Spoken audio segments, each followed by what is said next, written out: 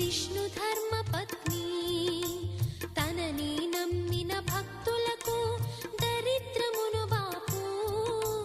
కొలిచెడి వనితల కొంగులలో బంగారము నింపు అష్టలక్ష్ముల రూపున అవతారం దాల్చినది కష్టములను తొలగించగా భూమిలో వెలసినది లక్ష్మీదేవి కథా శ్రీ లక్ష్మీదేవి కథా లక్ష్మీదేవి కథా శ్రీ లక్ష్మీదేవి కథా